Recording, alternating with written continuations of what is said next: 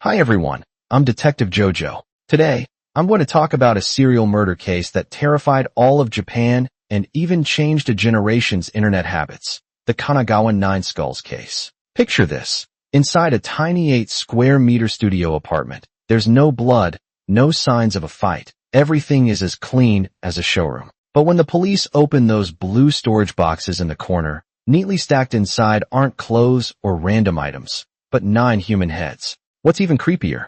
The killer, a young man who looks polite and well-mannered, smiles and says, "With them as my roommates, I've been eating better and sleeping more soundly lately." This isn't a horror movie script. This was real-life hell in 2017. And it all started with a single cry for help, a 23-year-old girl's desperate message on social media.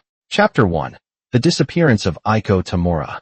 October 23, 2017, 2:17 p.m. The phone rings urgently at Kanagawa Prefecture Police Station. "Officer, please help. My sister is missing. It's been 2 days." On the other end of the line is Aiko Tamura's older brother. Aiko Tamura, 23, is a gentle, soft-spoken girl with delicate features. A few months earlier, her mother's sudden death hit her like a hammer, shattering her peaceful life. She started struggling with insomnia, grew silent, and even mentioned not wanting to live more than once. Worried for her safety, her family sent her to a counseling center in Hakioji City, Tokyo. There, she had professional doctors and 24-hour care. They thought, at least there, Aiko would be safe. On October 21st, the weather was nice. Aiko tells her counselor, "I want to go out to buy something. I'll be back soon." She wears a beige sweater and carries a faded canvas bag. As usual, she closes the door gently behind her. But this time, she doesn't come back. The counseling center thinks she just went out to clear her mind, but Aiko's brother feels something is wrong. Aiko isn't the type to disappear without a reason, especially when she's so emotionally fragile. After getting no help from the police, Aiko's brother searches on his own. He logs into Aiko's social media accounts, her few connections to the outside world. After scrolling through hundreds of posts, one from a month ago chills him to the bone. The post is short. "I want to leave this world, but I'm scared to die alone. Is anyone willing to join me? #suicide partner." Under this desperate post, there's one comment, posted less than an hour later. A user named "I Want to Die" replies, "I understand how you feel. I feel the same. Maybe we can talk." Who is this "I Want to Die"? What does he have to do with Aiko's disappearance? Is this just a suicide pact? Or is something even worse happening? Aiko's brother doesn't want to think about it, but he knows this "I Want to Die" is his only clue to finding his sister. Chapter 2. Yumi, Tip, and the Man in White. Aiko's brother frantically posts on social media, describing the "I Want to Die" account and asking if anyone knows this person. Time ticks by, each second like torture. Just as he's about to lose hope, a private message pops up. "Are you Aiko Tamura's brother? I saw your post." The sender calls herself Yumi, another young girl. "That "I Want to Die" guy contacted me too," she says. "He told me he also wanted to end his life and asked to meet next week, saying let's finish this together." This time, the police finally take it seriously. If Yumi is telling the truth, then "I Want to Die" isn't just planning suicide. He's looking for partners. And Aiko may have already fallen into his trap. On October 30th, 2017, Yumi follows the police's instructions and arranges to meet the user named "I Want to Die." At the meeting spot, JR Hakioji Station, undercover officers disguised as passengers and vendors watch for any suspicious activity. At 3 p.m., a young man in a white shirt and black glasses arrives. He looks ordinary, even a little bookish, carrying a backpack and holding a manga book, like a college student just out of class. Following the police's plan, Yumi pretends to have an emergency and quickly leaves.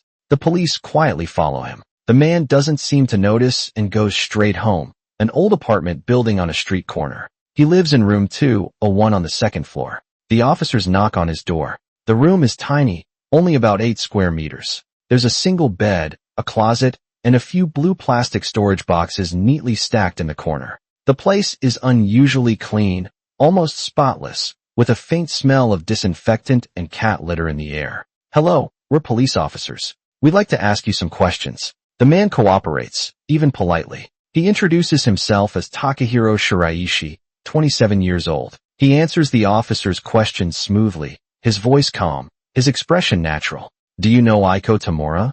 the officer asks. The key question. Takahiro Shiraishi answers calmly. No, I've never heard that name. But just then, the experienced officer notices something strange. Small beads of sweat form on Shiraishi's forehead, and his fingers resting on his knees begin to tremble slightly. He's lying. The police intensify their questioning. A few minutes later, Takahiro Shiraishi suddenly lifts his head. His face is blank, and his eyes are eerily empty. Slowly, he raises his hand and points to a blue storage box in the corner of the room. She is in there, he says softly. The officers freeze. When they nervously open the box, an indescribable stench mixed with the smell of blood hits them. Inside the box is a human head, and when they open the other boxes, everyone gasps. There are 9 neatly severed heads in total. Takahiro Shiraishi watches everything unfold, then suddenly gives a creepy smile. With these 9 roommates, I've been eating better and sleeping well lately.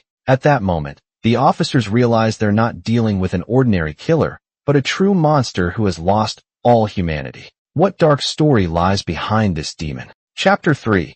From Good Boy to Death Hunter. Takahiro Shiraishi's Descent into Darkness. Takahiro Shiraishi was born in 1990 in Kanagawa Prefecture to an ordinary family. Neighbors and relatives remember him as the typical good kid, gentle, above average in school, and never causing trouble. He would help elderly neighbors carry heavy bags and lend his umbrella to classmates caught in the rain. Everyone says, Takahiro is such a good kid. He'll surely have a bright future. But behind this good behavior lies hidden pain. In 2006, Takahiro Shiraishi is 16 and in high school. That year, his parents' marriage falls apart, and they eventually divorce. His mother moves to Tokyo with his younger sister, while he stays with his father. His father is a strict, quiet man who expects a lot from him, but never knows how to talk to him. His mother's leaving becomes the final blow. Takahiro grows even quieter. His grades drop sharply, and loneliness and despair wash over him like a flood. Around that time, he tries to take his own life for the first time. Though he survives, the experience leaves a deep scar. He starts thinking death might not be so scary. After high school, Takahiro fails to get into college. He drifts between odd jobs, working as a cashier at a convenience store, washing dishes at a restaurant, but nothing lasts. Life feels meaningless, the future hopeless. Then, in 2013, while working at a pachinko parlor, a friend introduces him to the adult industry. He becomes a talent scout, finding young girls and sending them to nightlife businesses for commission. The industry is booming at the time, and money comes fast and easy. Soon, Takahiro makes his first big earnings. He stays in luxury hotels, buys expensive watches, and parties every night, living a flashy life he never imagined. He thinks he's finally found his purpose. But the good times don't last. Because he introduced underage girls to illegal work, Takahiro Shiraishi catches the police's attention. In 2016, he's sentenced to 1 year and 2 months in prison, with 3 years probation. After release, he loses his high-paying job. His life falls back to square one, or even worse. The huge gap between his past luxury and current misery is too much for him. He's used to spending money freely and can't stand living frugally again. If I can't earn money myself, let women support me, he thinks. This idea grows clearer in his mind. But he doesn't want to do it the honest way. Too slow, too hard. He remembers his own past suicide attempt and that deep despair. Suddenly, he realizes how easy it would be to target young women online posting, "I want to die." They're fragile, lonely, craving understanding. Just a little empathy and care can win their trust. This becomes his hunting ground. Girls seeking death companions online are his prey. The first victim's appearance fully awakens the monster inside him. Chapter 4. The First Prey. On August 8, 2017, Takahiro Shiraishi searches social media for posts with keywords like suicide, "I want to die," and "tired of living." His eyes stop on the profile of 21-year-old Mizuki Miura. She works at a staffing agency, doing repetitive, boring tasks for low pay with no future. Her posts overflow with negativity, showing deep exhaustion and despair. Shiraishi creates a new account, a black profile picture, username, "I want to die." He messages Mizuki Miura, "I read your posts. We're so similar. Life feels meaningless to me too. Every day is painful." He knows these girls too well. Using a gentle tone, he shares made-up, tragic stories, hitting all her weak spots. I understand you. Me too. You're not alone. These simple words slowly poison Mizuki Miura's mind, breaking down her defenses. Mizuki Miura quickly develops strong trust and dependence on this online stranger she's never met. She feels someone finally understands her. On August 13th, Mizuki Miura takes the initiative to meet Shiraishi. For safety, she brings along a male friend, Shogo Nishinaka. Like Mizuki, Shogo often feels depressed and has suicidal thoughts. The three meet at an izakaya pub. Takahiro Shiraishi acts perfectly, understanding, funny, and comforting them both. He even gets along well with Shogo Nishinaka. During this meeting, Shiraishi not only gains Mizuki's trust, but also carefully observes her personality, habits, and her friend Shogo. He's looking for his chance. Days later, Shiraishi contacts Mizuki with a sincere tone, saying he has a small problem and urgently needs money. He specifically asks, "I don't want others to know. Can you come to my place alone?" Naive Mizuki doesn't suspect anything. She thinks she should help her fellow sufferer. She agrees. When Mizuki opens the door to Shiraishi's tiny 8-square-meter apartment, she doesn't find someone asking for money. She finds death. Shiraishi has already drugged the tea. Soon after drinking it, Mizuki feels dizzy and loses consciousness. When she wakes up, she's tied to a chair with tape over her mouth, only able to make muffled sounds. "Didn't you say I want to die? Let me help you." Shiraishi's face shows no emotion, his voice icy cold. He takes out prepared climbing rope and wraps it around Mizuki's neck. Without hesitation, he tightens it. Eventually, Mizuki's body stops struggling. After killing her, Shiraishi remains completely calm. He calmly drags the body into the small bathroom. Using a kitchen knife and saw prepared earlier, he cuts the body into pieces. He carefully wraps the head and some body parts in black plastic bags and places them in a blue storage box. To hide the smell and slow down decay, he fills the box with cat litter and ice. The remaining pieces go into separate trash bags, which he throws away at different garbage collection sites in the early morning when few people are around. For his first murder, Takahiro Shiraishi admits he felt a little nervous. But as he looks at the quiet head inside the storage box, a new feeling of control and satisfaction washes over him. He realizes killing isn't as scary as he imagined. In fact, it's even a bit exciting. This is only the beginning of his madness. Once Pandora's box is opened, it can never be closed again. Chapter 5. The Out-of-Control Death Game and Missing Blind Spot.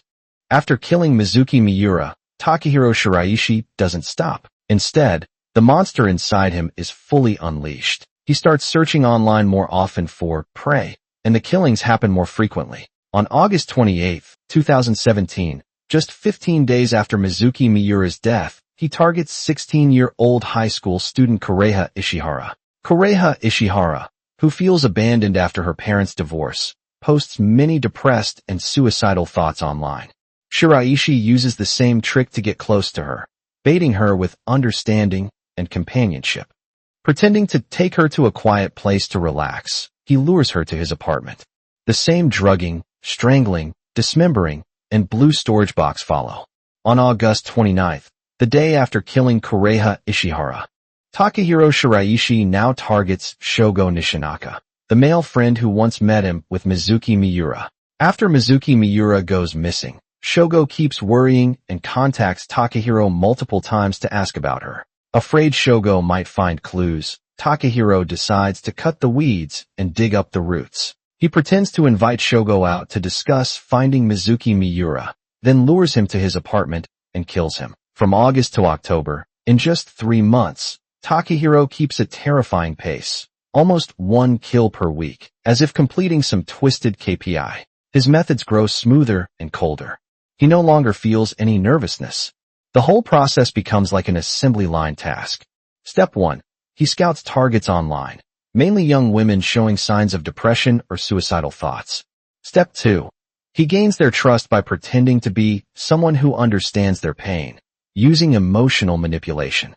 Then, he tricks them into visiting, borrowing money, heart-to-heart talks, or even fake suicide pacts become excuses to lure victims to his tiny 8-square-meter apartment. Finally, the murder.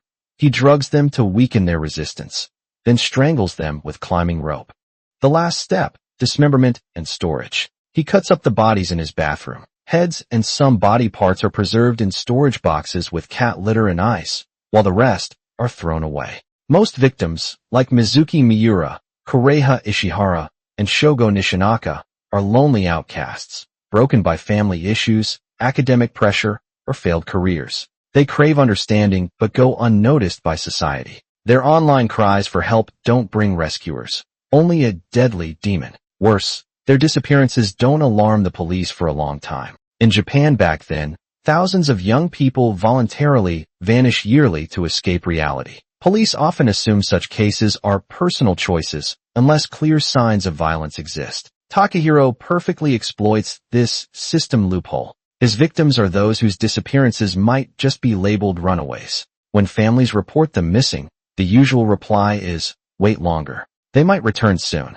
So, with police inaction and society's indifference, Takahiro's killing spree lasts 3 full months. The blue storage boxes in his apartment multiply, along with his roommates. He even starts bragging online in subtle ways. Posts like, had a great time with friends today, or, my place is getting livelier, get likes and comments from clueless netizens. This demon is enjoying his game of death. Chapter 6. The Final Victim.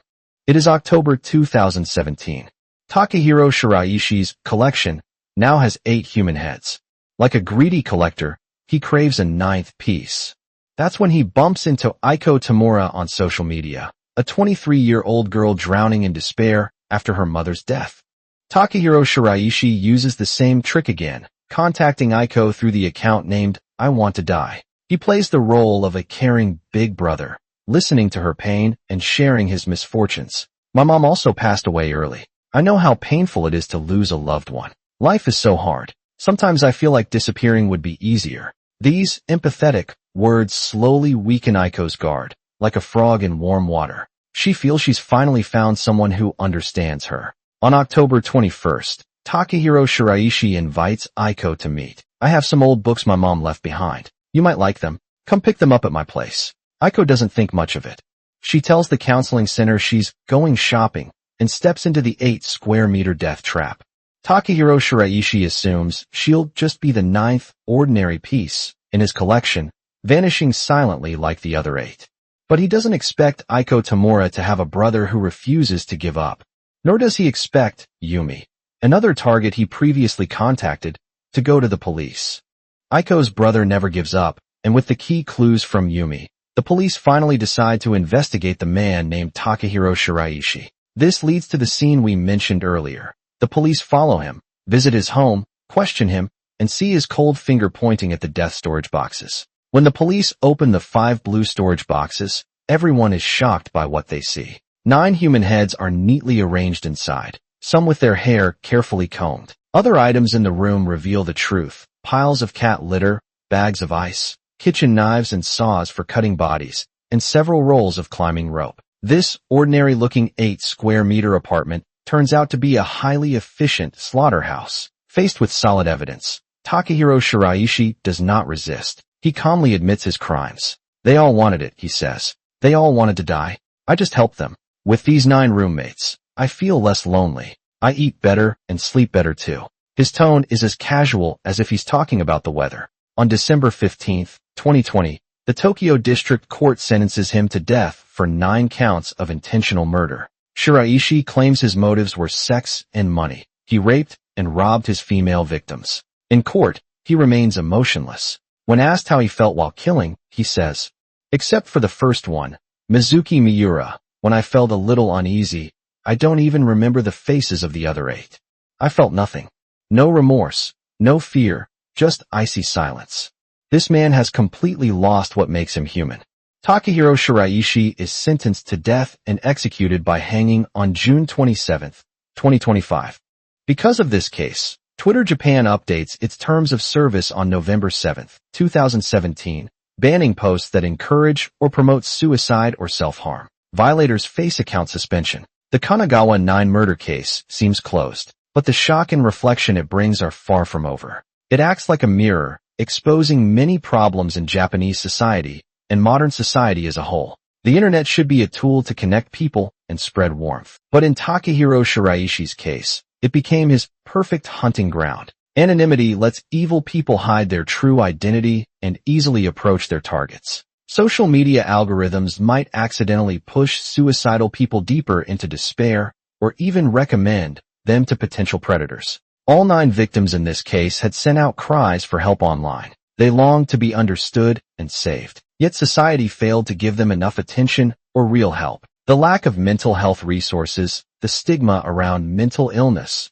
and broken family communication all pushed them deeper into despair, making them easy prey for the killer. The common belief that these were voluntary runaways became a fixed mindset for police, giving the killer an advantage. How can we better identify and handle real, involuntary disappearances while protecting privacy and freedom? How can we create better missing person alert systems? These are questions police worldwide must answer. Takahiro Shiraishi's life story also makes us think. From a good kid to a serial killer, his broken family, strict father, social pressures, and twisted values all pushed him over the edge. He never learned healthy ways to cope, so he chose the worst possible path. One chilling detail: after his arrest, strangers still messaged his social media saying, "I also want to die. Can you help me?" This shows that even in our modern world, many people feel alone and hopeless. They could become victims or, under the wrong influences, become predators.